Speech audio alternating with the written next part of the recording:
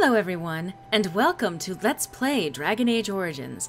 I am Lorelei, and I am joined by Uprising Attorney. Hi everyone! So, this is one of those games that is very near and dear to both of us. It was one of the first major Let's Plays I had on my channel, so naturally I'm repeating myself and playing it again. Sounds good, right? Alright, so, couple of things to note going into this playthrough.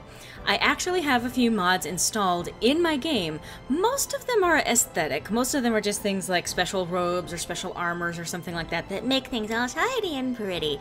I do have something that was called the Improved Atmosphere mod, which changes a few things around, and I think adjusts a couple of prices. There's like a lot of small fixes, most of them also aesthetic, but also some bug fixes too, which is really good because this game can be really buggy sometimes. Dragon Age games are pretty much known for a lot of bugs. There are some very notable ones, but we'll talk about them probably as we go along, especially if we encounter any of them. Well, without any further ado, let's get started with the new game. Oh boy. Oh, I love that loading screen. Both of us. And so is the Golden City blackened with each step you take in my hall. Marvel at perfection, for it is fleeting. You have brought sin to heaven and doom upon all the world. Canticle of Thedas, 8:13. Beautiful. The Chantry teaches us that it is the hubris of men which brought the Darkspawn into our world. The mages had sought to usurp heaven, but instead, they destroyed it.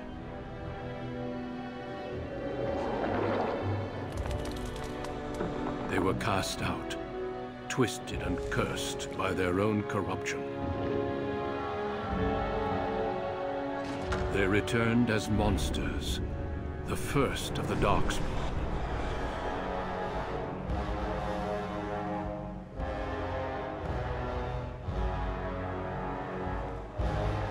They became a blight upon the lands, unstoppable and relentless. The Dwarven kingdoms were the first to fall, and from the deep roads, the Darkspawn drove at us again and again, until finally we neared annihilation.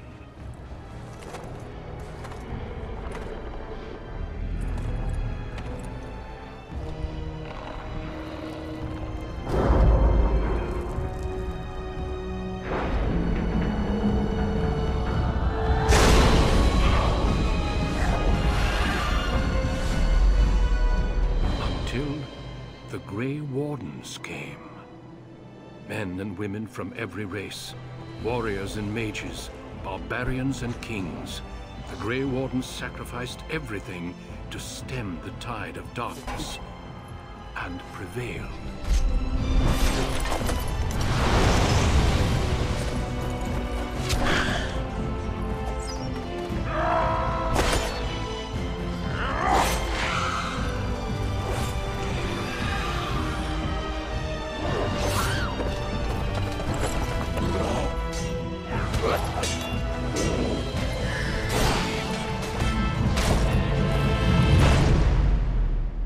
It has been 4 centuries since that victory, and we have kept our vigil.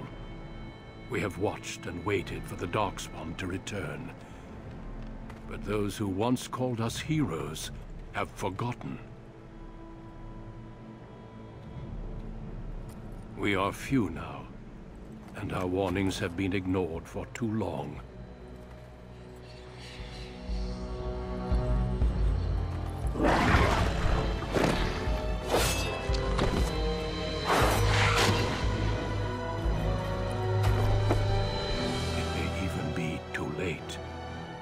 For I have seen with my own eyes what lies on the horizon. A buttload of fire. Maker, Kinda. help us all. I mean, yes. Alright, so shit's kinda dire. We've got bad things coming up on the horizon here. Alright, the background you select will determine which of the six distinct opening stories you play through. It also affects how characters respond to you throughout the game. This is, for the most part, very true. And even to the fact of, like, some characters will respond to you differently if you play male versus female. I'm guessing we're starting off with a female character, correct?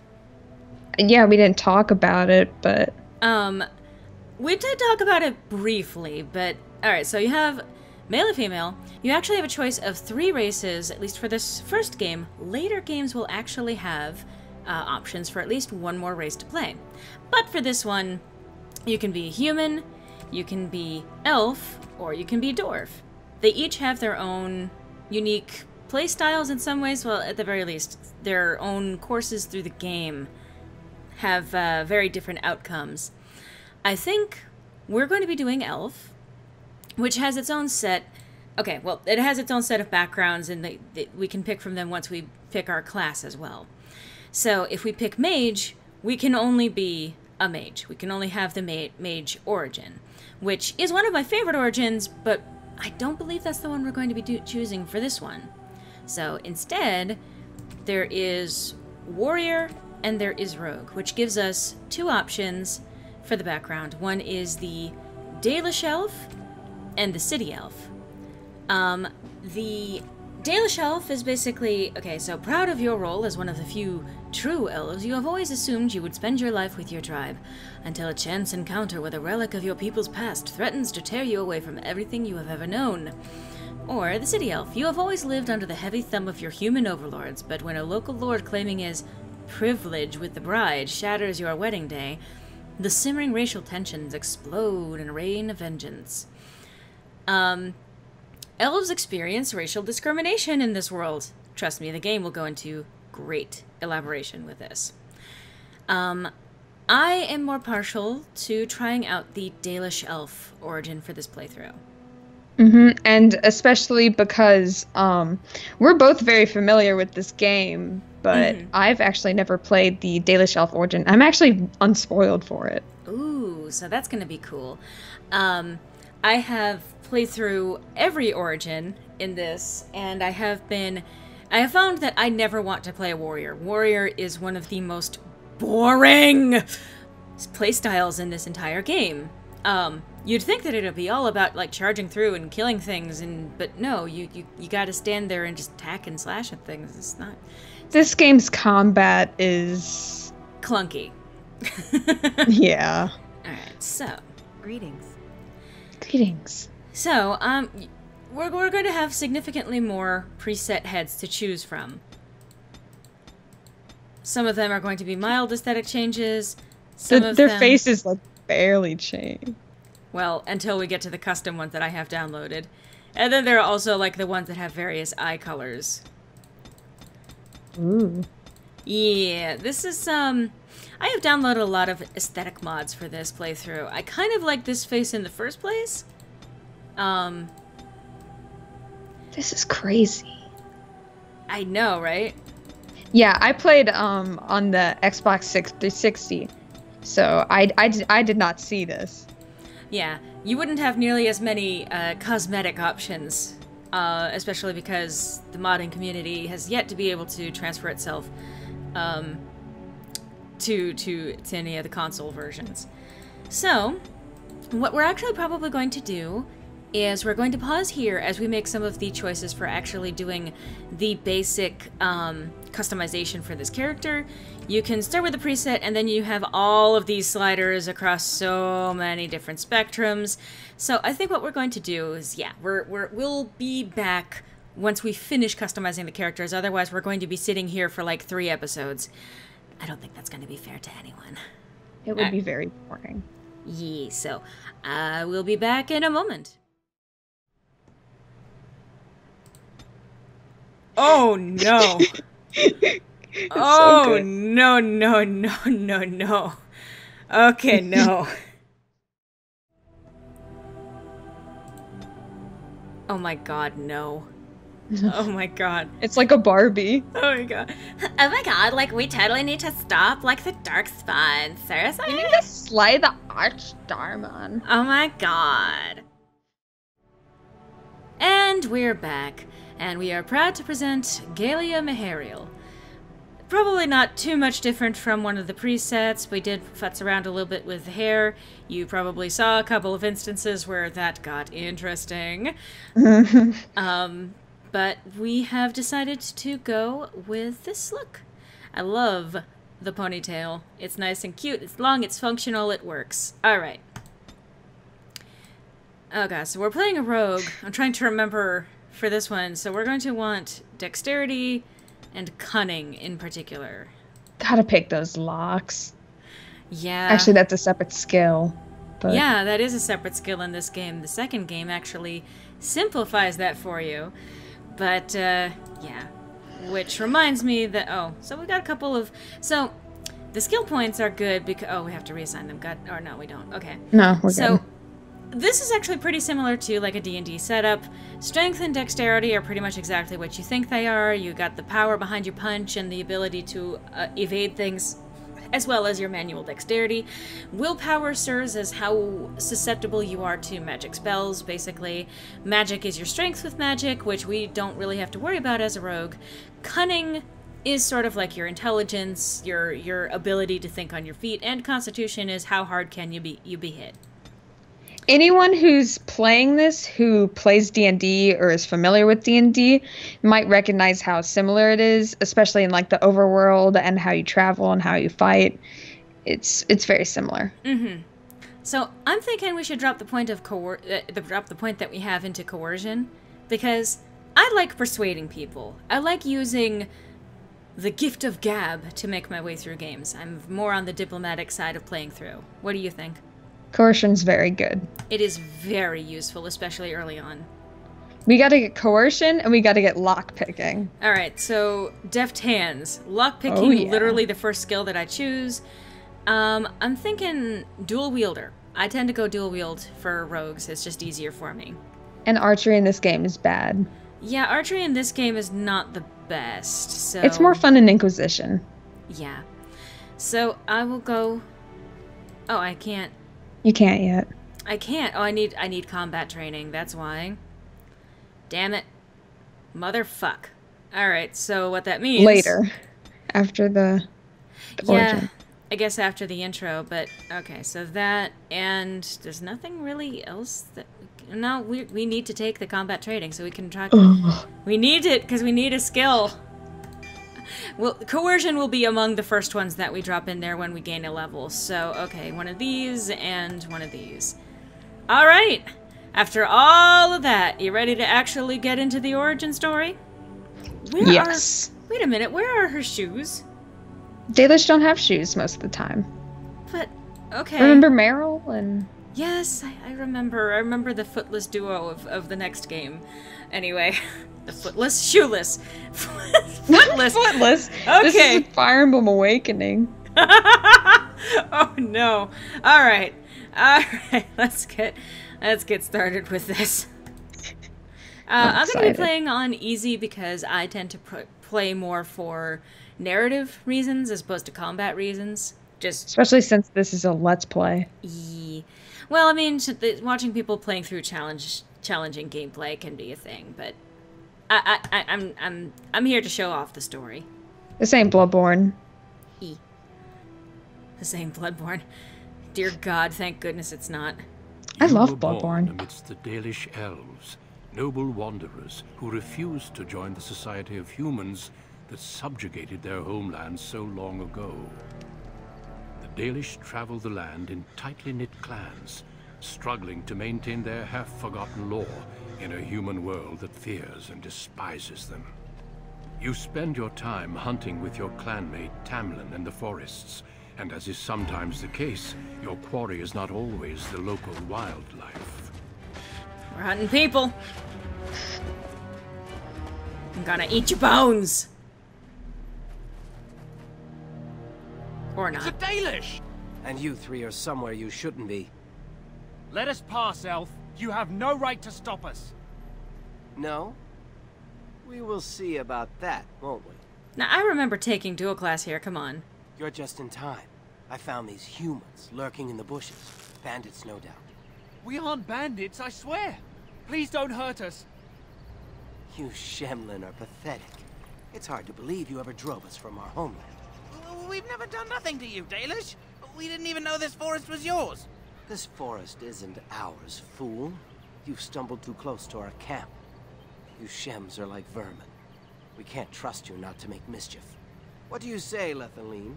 What should we do with him? So, setting right off the bat that there is conflict between the humans and the elves, and that it's a kind of tense one, and that the Dalish do not really like humans, aka Shems or Shemlin. Yep. Now, part of the game mechanics is that you have multiple options that you can choose for dialogue, and these choices will have an impact on how your character is perceived, as well as what choices, like, what actions they kind of take after that. So, like, kill them, what do I care? The others will never know. Let them go. You judge humans too harshly. Let's find out what they're doing here, and give them a warning. Killing them will only bring trouble. I think that the reasonable option is, let's find out what they're doing here. Yeah, question. Like, let's make sure that we're informed before we start intimidating or killing people. Let's be reasonable. Does it matter? Hunting or banditry, we'll need to move camp if we let them live. Look, we didn't come here to be trouble. We just found a cave. Yes, a cave. With ruins like I've never seen. We thought there might be, Treasure? So you're more akin to thieves than actual bandits. If you've been there, you should have treasure to prove it. Ha! I'd like to see these ruins, and we know this forest. There are caves, but no ruins. You lie. This is kind of more... This is interesting. I don't know. I'm curious to see the ruins, to be quite honest. But Yeah. you should have treasure to prove it, maybe? Like, let's see what the response is, I guess. Yeah, I think that seems likely. At the very least, it's making sure that we're not letting down our guard. But I have proof. Here, we found this just inside the entrance. This stone has carvings. Is this Elvish? Written Elvish? There's more in the ruins. We didn't get very far in, though. And then, why not? And how do you know that's Elvish, Tamlin? And this sounds like a trap, don't believe it. I'm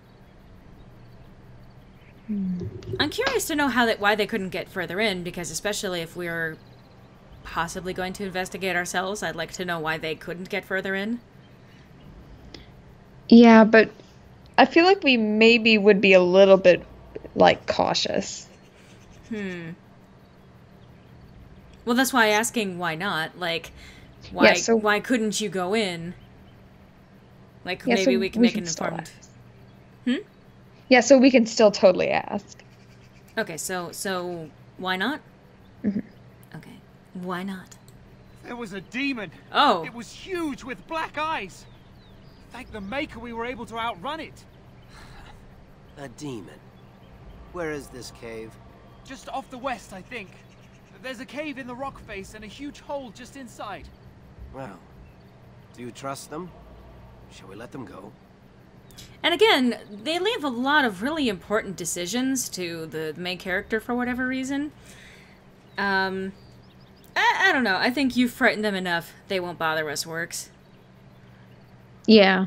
I don't think that they're planning to come back. They seem like they're literally about to shit their pants.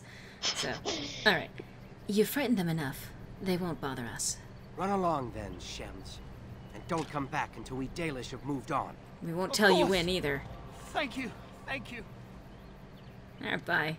Well, shall we see if there's any truth to this story? These carvings make me curious. Sounds like a good idea. Shouldn't we inform the Keeper if I'm not sure I have a bad feeling about this demon? What do you think? Personally, 3. Yeah, I don't think that I want to go running into a demon. Just saying. Skittish Shems say it's a demon and you believe them. They probably woke up a bear. Let's see if these ruins actually exist. Then we'll worry about what to do. Okay. We'll see if these ruins actually exist next episode. Oh, yeah, we're at the end of this, Oh god, it's auto-saving! What did we do? What did we do? So there are going to be a whole bunch of these coming up because we've got a whole bunch of codexes and a whole bunch of quests that are going to be popping up. Okay, that's it for this one. But yes, welcome to Let's Play Dragon Age Origins, where we make a character! Hoo-woo! But yes, we will see you on the next installment, where we start actually getting into the plot! Finally. Hope to see you then.